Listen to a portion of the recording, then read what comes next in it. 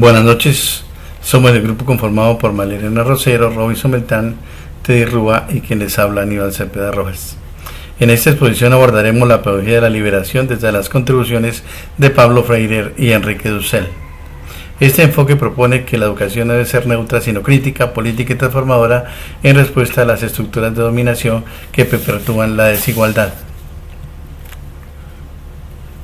La pedagogía de la liberación es una propuesta filosófica y educativa que busca desmantelar las lógicas opresoras en las relaciones pedagógicas.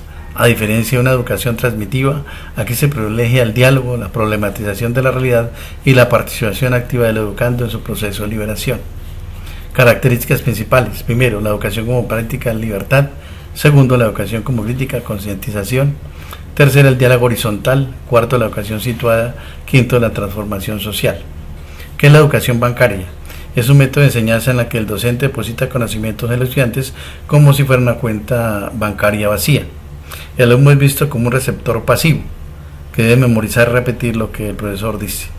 No hay diálogo, ni pensamiento crítico, ni participación activa. ¿Qué es la crítica de Pablo Freire? Freire considera que la educación bancaria reproduce la presión porque impone saberes sin permitir que el estudiante piense por sí mismo. Niega la creatividad y la reflexión al limitarse a repetir información. Desvaloriza los saberes del estudiante ignorando su experiencia y su contexto. Refuerza jerarquías donde el profesor sabe todo y el estudiante no sabe nada. ¿Qué propone Freire en su lugar? Una educación liberadora o dialógica que parta del diálogo horizontal entre docente y estudiante, que reconozca al estudiante como sujeto activo de aprendizaje, que promueva la conciencia crítica y la transformación de la realidad, que valore la experiencia del oprimido y su capacidad de comprender el mundo. ¿Qué significa entonces educación como praxis? Significa que la verdadera educación no se limita a transmitir contenidos o a repetir conocimientos. Es un proceso en el cual el educando y el educador reflexionan críticamente sobre su realidad para transformarla mediante la acción consciente. La educación se convierte en un acto político, ético, transformador, no neutro ni pasivo. Reflexión y acción transformadora. Reflexión: analizar críticamente la realidad, injusticias, desigualdades y opresión. Tomar conciencia de uno mismo y del mundo. Acción transformadora: no basta con entender la realidad, hay que actuar para cambiarla. La acción educativa debe estar comprometida con la justicia, la equidad y la liberación. Oprimido: es la persona o grupo social que vive en condiciones de exclusión, desigualdad o marginación por estructuras económicas, políticas, culturales o educativas injustas.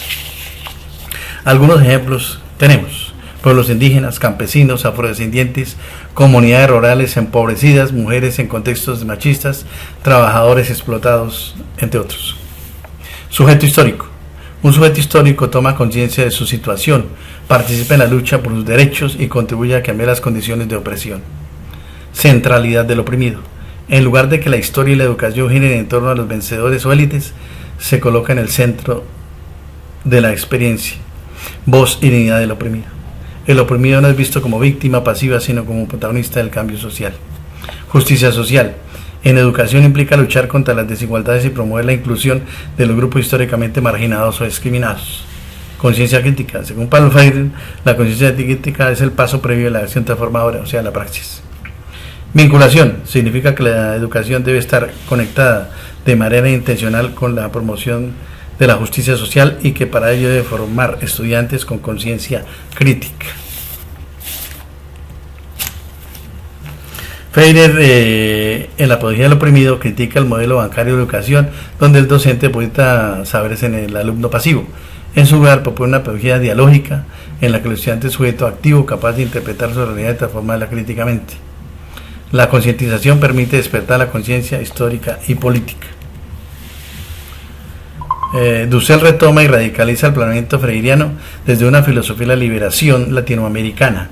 Propone educar desde la exterioridad, es decir, desde las voces silenciadas por la modernidad colonial. El docente no es el centro, sino quien acoge la palabra del otro, reconociendo su dignidad y agencia transformadora. Pedagogía de la exterioridad: es una propuesta educativa que parte desde la perspectiva de los saberes y las necesidades del excluido, no de las categorías y normas impuestas por el centro de poder. Busca descolonizar la educación, rompiendo con la idea de que solo los saberes del dominante son válidos. Reconoce que el aprendizaje verdadero surge cuando se escucha y valora la voz del otro, especialmente la del que está en los márgenes. ¿Qué significa entonces educación desde el otro excluido? Es una educación que parte de la voz, la necesidad y los saberes de los sectores históricamente oprimidos. Se opone a una educación centrada en el pensamiento dominante eurocéntrico. Busca dar protagonismo al excluido, no como objeto de asistencia, sino como sujeto de conocimiento, transformación y dignidad. ¿Qué significa entonces la crítica al eurocentrismo y al colonialismo pedagógico? Que se desconozcan o nieguen las cosmovisiones, conocimientos y aportes de los pueblos colonizados como los indígenas y afrodescendientes. ¿Qué es la filosofía de la liberación? Es una corriente filosófica latinoamericana impulsada por pensadores como Enrique Dussel, Leopoldo Sea, Horacio Ceruti, entre otros. Surge como una respuesta crítica al eurocentrismo, al colonialismo cultural y a la filosofía tradicional que ignora la realidad de los pueblos del sur global. Parte de la realidad del oprimido, del otro excluido, y reivindica sus saberes, su historia y su dignidad. ¿Por qué se dice que es un proyecto ético y político? Ético porque propone una reflexión sobre el deber ser, buscando el bien común, la dignidad humana, la justicia y solidaridad. Parte del principio que el oprimido tiene derecho a existir con dignidad. Político porque no se queda en la teoría, busca transformar las condiciones reales de la injusticia, opresión y desigualdades. Propone una acción concreta hacia una sociedad más justa, democrática y participativa. Diálogo horizontal. Es un tipo de comunicación en que todas las personas participan en igualdad de condiciones. Reconocimiento de la alteridad. En educación esto significa valorar las culturas, lenguas y realidades de los estudiantes. Ambos pensadores coinciden que la educación debe partir del contexto de los oprimidos.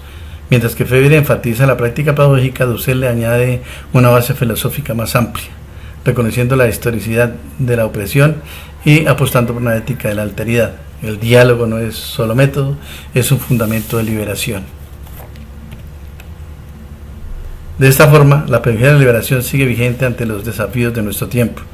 Nos invita a una educación no reproductiva como la propuesta por Passerón, Bourdieu y las ideas de Althusser, sino transformadora, en la que el otro, oprimido, excluido, silenciado, se convierte en protagonista.